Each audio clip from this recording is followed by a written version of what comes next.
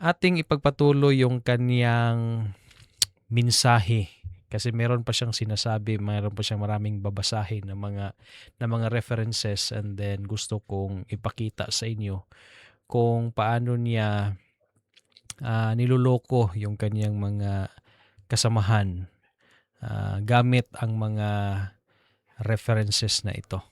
Alright? So, pagpatuloy nating pakinggan. Okay, isa pang quotation mga kapatid, Acts of the Apostle 54.2. Napakaganda ng quotation na ito mga kapatid. Acts of the Apostles 54.2. Sabi niya dito mga kapatid, it is true that in the time of the end, when God's work in the earth is closing, the earnest effort put forth by the consecrated believers under the guidance of the Holy Spirit are to be accompanied by special tokens of divine favor. Diba? So merong special token mga kapatid. Under the figure of early and the latter rain that falls in the eastern land at seed time and harvest. The Hebrew prophets foretold the bestowal of spiritual grace in extraordinary measure upon God's church.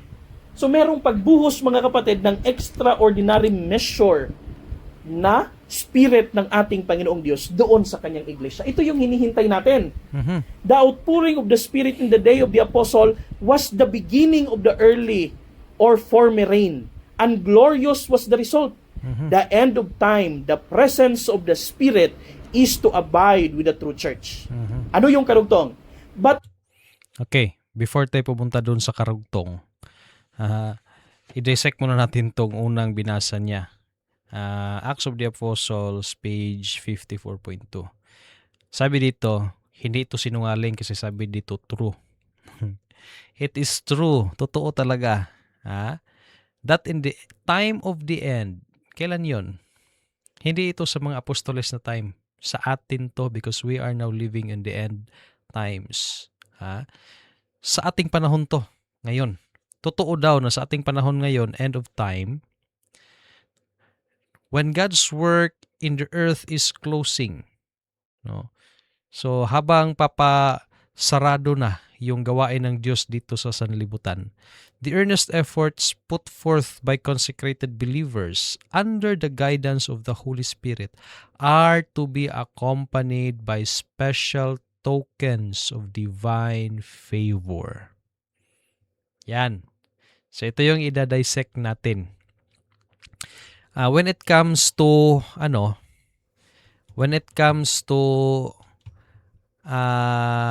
sabi dito, end of time, yes, totoo tayo ngayon, end of time na. Yung papa-close na yung gawain ng Diyos sa sanlibutan, yes, ngayon, papasarado na, makikita natin yung mga current events, di ba? May mga giyera, halos hindi na matapos-tapos na giyera doon sa Middle East. Tapos yung mga signs na papunta na talaga ito sa Sunday law. Marami ng mga nagre-revive ng Sunday sacredness sa iba't ibang mga bansa. No? So yan, makikita natin na ebidensya yan na talagang nasa nasa dulo na. Malapit nang matapos itong history ng sanlibutan na ito. Tapos ano pang sinabi dito? The earnest efforts.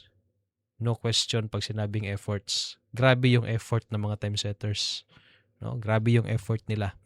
Put forth by consecrated believers. Yes. No question din. Napaka-consecrated nila. Talagang binigay nila yung kanilang sarili doon sa Panginoon. Doon sa paniniwala na yan. Na darating ang Panginoon sa May 15, 2026. Ngunit, dito sila pumalpak under the guidance of the Holy Spirit. Yun lang. It was no longer the Holy Spirit that was guiding them. No? Hindi na sila nailalim sa guidance ng Holy Spirit sapagkat yung tinuturo nila is mga kasinungalingan. Kaya ang resulta, yes, merong effort, merong consecration sa sarili, ngunit mali. Hindi na Holy Spirit yung nag-guide sa kanila. Therefore, yung resulta, dati accompanied by special tokens of divine favor, yung mga apostoles, kaya nga merong speaking of tongues, yun yung special token. Tapos nakapag-healing sila. Yun yung sumabay sa kanilang pagmensahe dati. Ebidensya na sila talaga ay nabigyan ng banal na espiritu. They were accompanied. Sinabayan ng Diyos ng mirakulo. No? Pero ngayon, dahil nga hindi na sila guided by the Holy Spirit, then there was no accompanying power of God. Wala nang sumasama sa kanila ng mga special tokens. Kaya nga hinihingihan natin sila. Saan yung partial fulfillment doon sa December 18? Ano yung maibibigay ninyo sa amin na ebidensya na nabigyan kayo noong December 18? Kasi nga doon sa Pentecost, parehas daw doon sa December 18. Partial sa Pentecost, partial din sa December 18. Doon sa Pentecost, merong special tokens doon 'di ba? Merong special manifestations. Merong evidence na binigyan sila. Ngayon, sa December 18, 2025, saan yung maipakita ninyo na special token na nag-accompanied sa inyo, na sumabay sa inyo, sa inyong paggala-gala doon sa ibang lugar? Meron ba? Wala naman. Wala naman kayong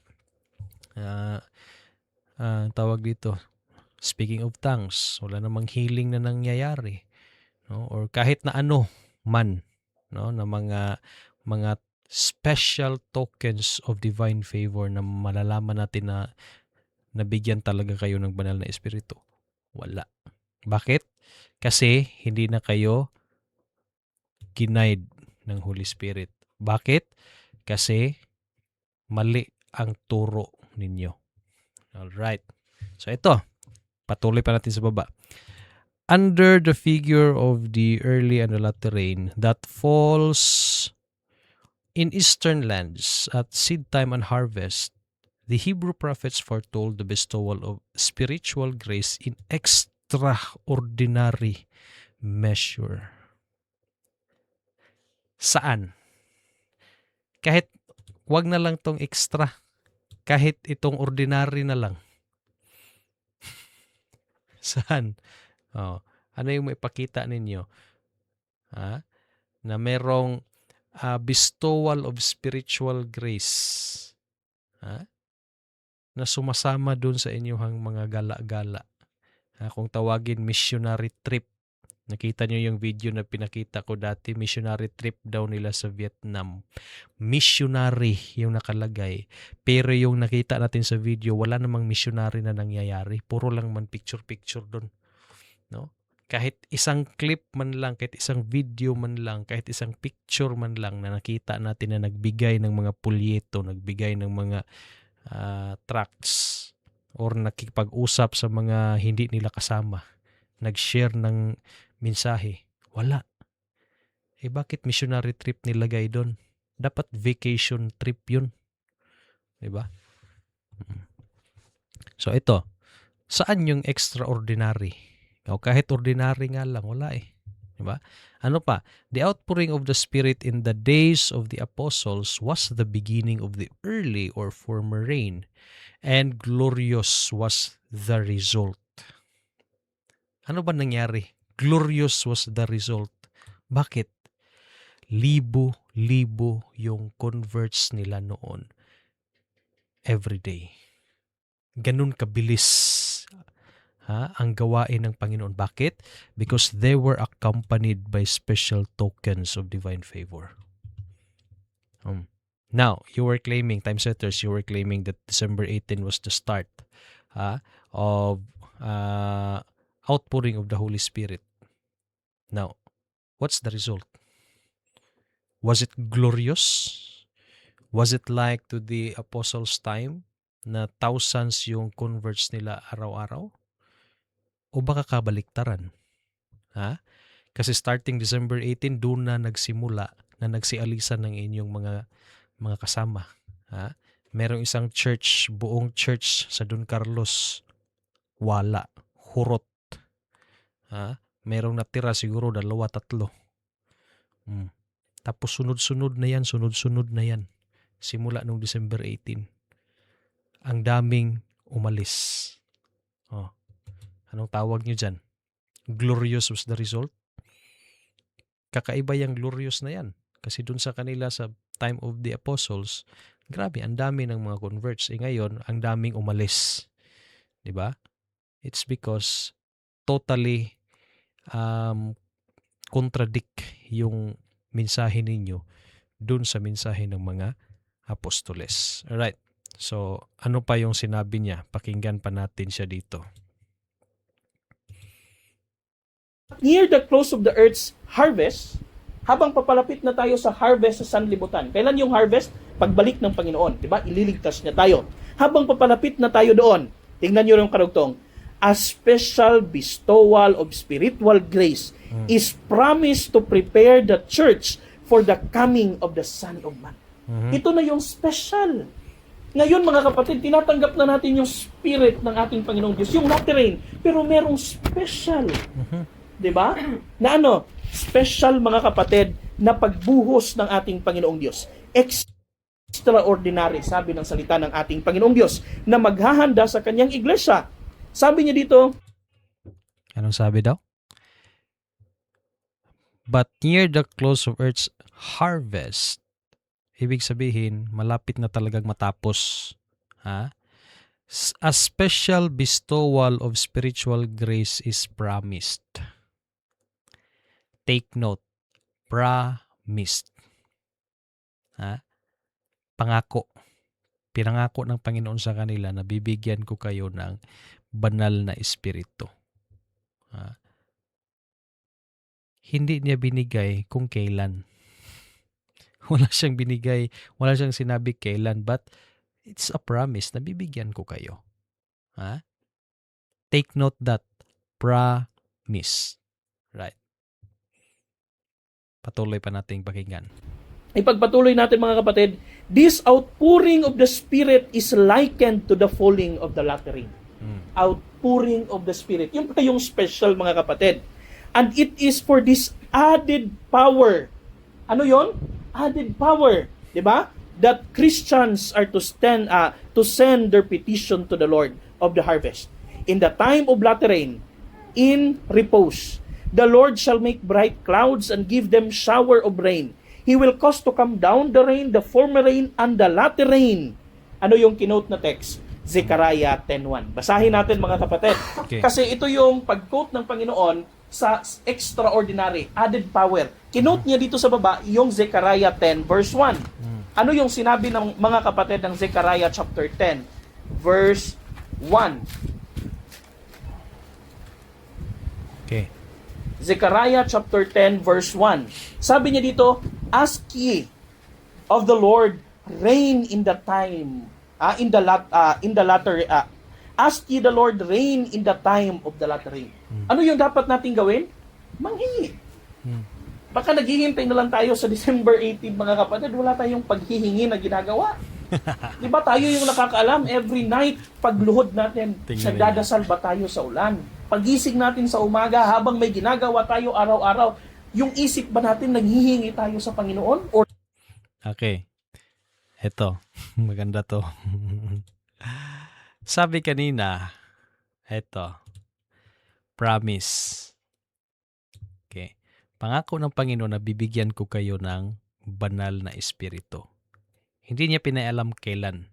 Basta sa end of time, di ba? Sabi kanina, yung malapit na matapos yung history sa libutan, doon niya ibibigay yung added power, yung extraordinary power, yung power of the Holy Spirit. It is a promise. Pero, ang sinabi nila, may petsa, December 18, 2025. Now, ano ba yung mangyayari pag may maglagay ka ng petsa? Yung expectation mo is ibibigay ng Panginoon yung kanyang promise ng banal na espiritu doon sa petsa na yon, December 18, 2025. Right. Meron pa bang paghingi na mangyayari? Ha? Sabi sa Zechariah chapter 10 verse 1, binasa, ask ye. Hingin mo. Ha? Hingin mo sa Panginoon. Manghihingi ka pa ba? Alam mo na pinangakuan ka, tapos nilagyan pa nila ng petsa. Alam nga na manghihingiin mo pa, alam mo na nabibigyan ka, tapos alam mo pa kailan ka bibigyan. Hihingiin mo pa. Oh, yan yung diferensya. Di ba? So, yung sabi dito kanina, promised, eto, may pangako na bibigyan ka. Hindi siya nagbigay kung kailan. Kaya sabi sa Zechariah chapter 10, hingin mo. Ano yung hihingin mo? Hingin mo na ibigay na. Di ba? Hingin mo na ibigay na yung banal na espiritu. Kasi hindi natin alam nga kailan. Di ba? Pero kung alam mo na kung kailan yan ibibigay, hindi mo na hihingin yan. Bakit? Kasi andyan na yung pangako. Tapos andyan pa yung petsa. Bakit ka pa manghihingi? Yung gagawin mo, hihintayin mo na lang. Siyempre. Di ba? Oh. Common sense ba? Ikaw talaga, Brad Aljun. No? So, ito yung ano mo, ito yung error talaga pag nagbigay ka ng petsa. No? Kasi nga hindi binigay ng Panginoon kung kailan niya ibibigay yung banal na espiritu, tapos ikaw nagawa-gawa ka ng petsa. So madidestroy, no? Actually, magiba lahat ng mga quotations ito, tapos nabangga na siya dito sa Zechariah chapter 10 verse 1, no? So it should be susunod lang sana tayo kung ano yung nakasulat, no? Huwag ka na kasing maggawa-gawa ng ibang mga doktrina na wala naman sa Biblia. Alright? So, hanggang dito na lang. At least medyo hindi tayo napataas, hindi tayo napahaba. No? Kasi ang tendency kasi kapag humaba, yung ating mga listeners is talagang nagsiskip na. No? So, at least nagawa natin sa mas maikli. And then, ang importante, meron tayong nakuha. Alright? So, again, thanks for watching, and always share this video para makaabot ito sa mga time setters, and then ma-warn din yung iba. No? So, God bless sa lahat, and keep safe always. Right? Kita-kita tayo sa susunod na video. Bye-bye.